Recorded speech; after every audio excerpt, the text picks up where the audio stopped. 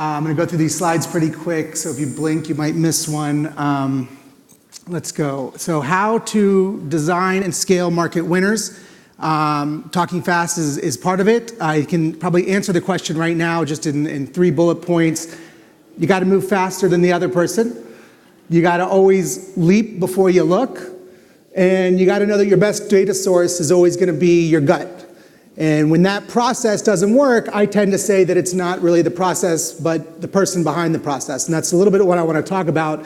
And I want to focus on the S word, because I think that's what we're really here is scale. To start these things is terrifying, but it's not necessarily the hard part. It's just the fearful part. The hard part's actually scaling and figuring out where to go next. Now let's see if I can figure out how to work this.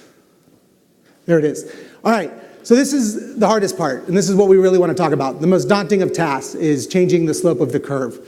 Figuring out how are we going to change the trajectory from when we've built something to when we grow something. And I look at it like it's time to poke the bear. I argue that this word innovation is becoming very dangerous. It can become very dangerous in groups just like this because everybody wants to innovate. And in a world where everyone is innovating, just logic would dictate that none of us are innovating. I think we have to realize that things like blockchain won't save us because everybody in this room is talking about blockchain. So in a world where everyone's doing it, it won't be the differentiator. It'll definitely be the thing that leaves you behind, but then that puts us in a position where we're just playing catch up. In a world where we're just playing catch up, we're not growing and we're not ever going to become the market leader. So we have to really start to think about what we're doing, what we're talking about, and why. And when I thought about poking the bear, just in terms of really pushing that button in terms of talking about things that are uncomfortable, talking about things like, is innovation itself not innovative any longer? I saw this movie with Leonardo DiCaprio called The Revenant. And there's this moment where he's in the wilderness and this big bear shows up and he's terrified. He's got to figure out what to do. And I started thinking about daunting tasks. I started thinking about terrifying moments that we have to overcome, and we have to figure out how to get past something that we've maybe thought about but never been had in front of us before, like this big grizzly bear. And I started thinking, if I was in this movie and I was next to Leo and we were in the wilderness and there was this bear, how much more trouble would I be in than him? And if I look at Leo and I realize that he's got a decade of experience in front of me of living in the wilderness, and I look and I see that he's got a gun and a knife and a bag, and he's survived maybe something like this before, it makes me feel underwhelmed. It makes me feel like I'm not prepared and I'm not ready. And that I start thinking for the first time on this trip, why don't I have a gun? Or why don't I have a knife? Or what's in that bag? And I didn't bring the things I needed to equip myself for the situation that's in front of us right now, because of all the things I thought about that I had to survive to get here, a bear showing up wasn't one of them. And I look at the wilderness as like the market. And those are our market conditions. And then this bear showing up is like the unexpected, the unknown, but it's that terrifying thing that we're always trying to get past. And when I think about this moment with Leo standing next to me, fully prepared to handle this situation, and with the confidence in his eye, I look at it like our competition and our competitors. They feel like they've been doing it longer than us. They feel like they have more money than we do, that they have a bigger team than we do, that they have more experience than we do, and they're better equipped to handle the situation that we're not. And the odds of us surviving this ordeal when there's 2 of us confronted with this bear are small. So I look at Leo and I sort of figure out, how am I going to survive this situation? How do we survive these things? How do we grow in spite of the thing that's going to bring us down? And I remember this thing that my father used to say to me when we'd go hiking, hopefully jokingly so. He said, Marty, I don't have to run faster than the bear. I just have to run faster than you. And so I look at Leo and I look at all the things that makes him better than me, all the things, his experience and his gun and his knife and his preparedness. And I realize that in this moment, those are the actual things, if we are competitors and we're both in the bear's the thing in between us, those are the things that I perceive puts him in a better position than I do, but it's also the things that will slow him down if we're going to go run for it.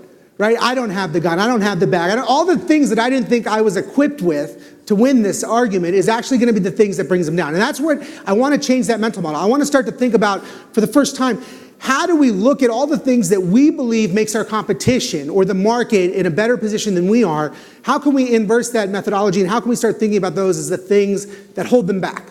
How can we use the benefits against them? and not constantly think that those are the reasons that we're not going to win. Now I got to go through these things quickly. All right, so I want to start with this one. When two people in business always agree, one of them is irrelevant. One of the things I hate most in a meeting is when someone says we have to stack hands, or we can't leave this room until we all agree.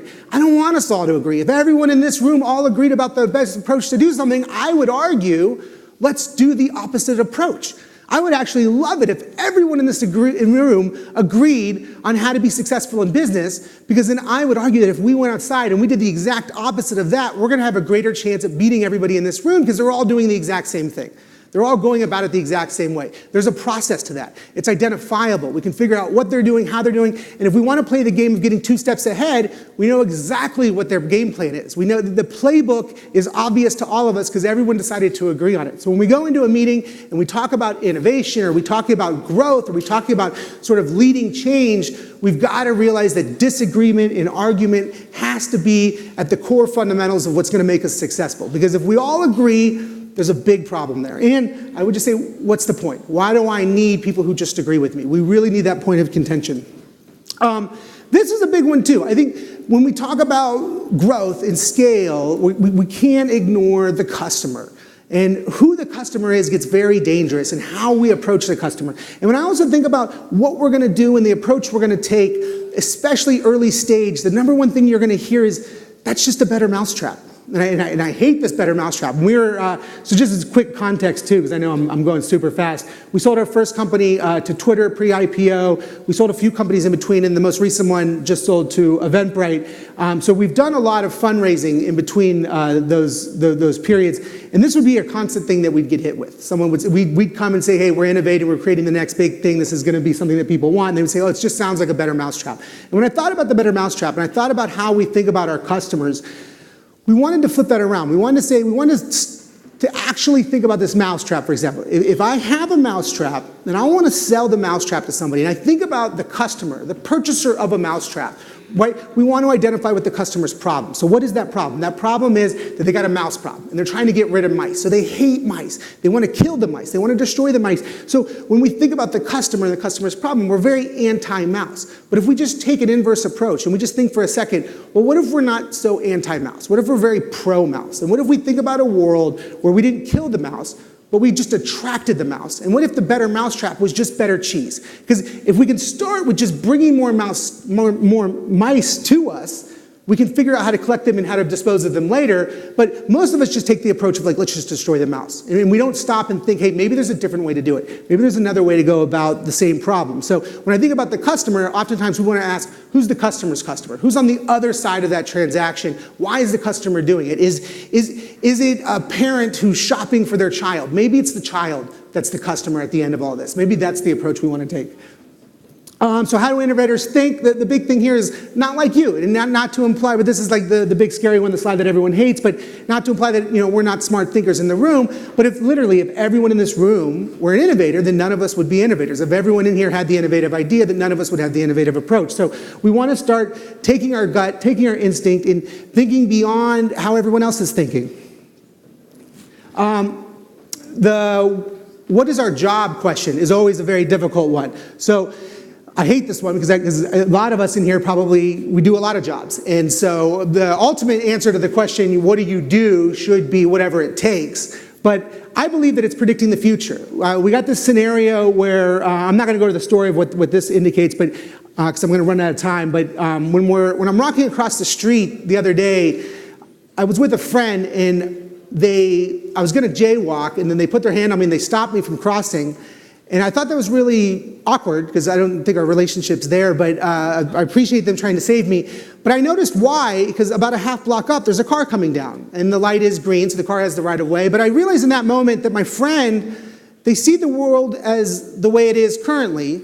And the reason that I walked is because I see the world as I know it will be, or at least how I predict it will be. I know I'm not doing math on the fly, but I know the distance between where that car is and where I'm at, and that the general speed at which it's going and how fast I walk, that I'm going to make it. And we all make this calculation all the time.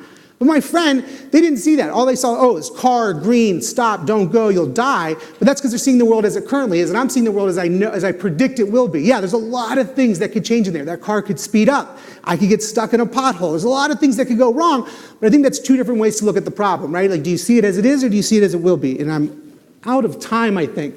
But be in the business of putting yourself out of business, or the other guy will do it for you. This is the one I'll leave you with. This is the one I think is most important. Constantly think about, get yourself into a room, take everything you know about your business, right? You're the inside man. You have all the research. You have all the data. You know everything that you know. And then figure out, how would you use that against yourself?